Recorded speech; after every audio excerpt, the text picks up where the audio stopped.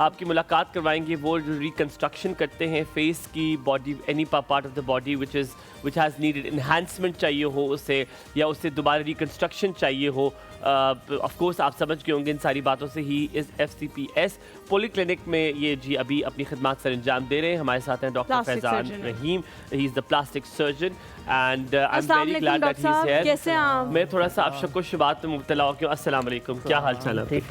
Thank you. अब मैं थोड़ा शक्को शुबात में मुब्तला इसलिए हो गया कि दूसरे डॉक्टर मेरे पास ऐसा आए हैं जो प्लास्टिक सर्जन और बहुत यंग है। तो मुझे ये होता है कि यंग कैसे हो सकते हैं प्लास्टिक सर्जन। मुझे जब प्लास्टिक सर्जन का आता है तो मुझे ज़रा बुजुर्गाने जो बुजुर्ग लोग होते हैं ना, अच्छा, ये वाकई पाकिस्तानियों के दिमाग में है कि जितने भी अच्छे डॉक्टर्स होते हैं वो प्लास्टिक सर्जन खास तौर पर किसी भी चीज़ की स्पेशलिस्ट की जब हम बात करते हैं तो हमारे दिमाग में एक जो खाका आता है वो थोड़ा ऐसे ही टाइम। आप अपनी MBBS कंप्लीट करते हैं, आप FCPS करते हैं, स्पेशलाइजेशन के लिए करते हैं, तो it takes a lot of time. तो फिर मुझे आता है प्लास्टिक सर्जन फिर यंग दिख सकते हैं क्योंकि उनको खुद बहुत कुछ करना आता है। अस्सलाम वालेकुम, बहुत शुक्रिया। वालेकुम सलाम। First of all thank you for having me on the show. बिल्कुल आपकी बात ठीक है कि इनफैक्ट अगर मैं भी कहीं जाऊंगा अपने फादर को लेके तो मैं भी प्रेफर करूंगा कोई एक्सपीरियंस बंदा, कोई बड़ी उम्र का डॉक्टर मेरे पास हो। लेकिन हमारी जो फील्ड है वो इवॉल्विंग फील्ड है। बिल्कुल जिद्दत आ रही है उसके अंदर, विद ईच पासिंग टाइम उस पर इनोवेशंस आ रही हैं। तो वो यंग डॉक्टर ज़्यादा उसको कैरी कर सकते हैं बनिस्बत जो एक ओल्ड एज में और जो अपनी प्रैक्टिस कर रहे हैं। तो आई थिंक पेशेंट्स अब समझ गए हैं कि यंग डॉक्टर्स को वो डॉक्टर फैजान, आप शादीशुदा हैं? जी हाँ, मैं शादीशुदा। अच्छा, आपके बच्चे हैं? जी जी, आपके बच्चे भी हैं। तो फिर आपसे बड़ा अच्छा लगेगा इस सवाल पूछते हैं। मुझे बताएं, आप जेंटल पेरेंटिंग के बारे में क्या कहेंगे? आप बड़े सॉफ्ट पेरेंट हैं या आप स्ट्रिक्ट पेरेंट हैं या आप दोनों तरफ नहीं है, आप कहीं मिडिल के रास्ते में? आई थिंक मैं मिडिल के रास्ते में हूँ। अच्छा, क्योंकि जो मेरी बड़ी बेटी है वो अभी जस्ट 4 इयर्स है। ओके। तो उसके टेंट्रम्स अभी आना शुरू हो चुके हैं। ठीक है, तो अब कहीं ना कहीं गुस्सा भी कभी कभी आ जाता है कि इस तरह नहीं। लेकिन बड़ी मुश्किल है पेरेंटिंग आजकल।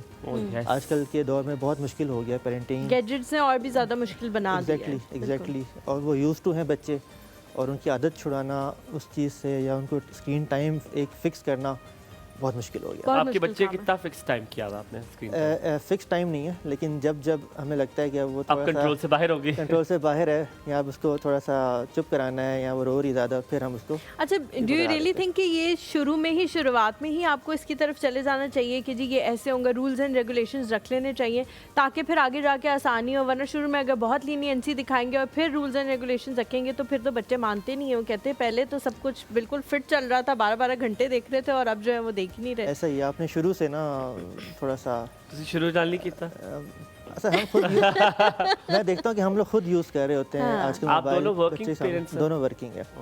तो बच्चे फिर देखते हैं कि ये भी यूज़ कर रहे हैं, तो फिर आई थिंक हमें खुद थोड़ा सा इससे दूर होना पड़ेगा। ख़ासतौर बच्चों के सामने स्क्रीन टाइम, मोबाइल हमें कम यूज़ करना पड़ेगा, तब आई थिंक बच्चे भी बिल्कुल बेहतरीन हो गया। अब आप डॉक्टर फैजान, सर्जरी के हवाले से बात करते हैं। सबसे ज़्यादा जो हमारा फोकस होता है जब भी हमारे पास कोई प्लास्टिक सर्जन आता है तो हम उससे कॉस्मेटिक के सवालात कम से कम तर करते हैं और इस तरह के सवालात ज़्यादा करने की कोशिश करते हैं जिससे लोगों को जो है वो मदद मिल सके।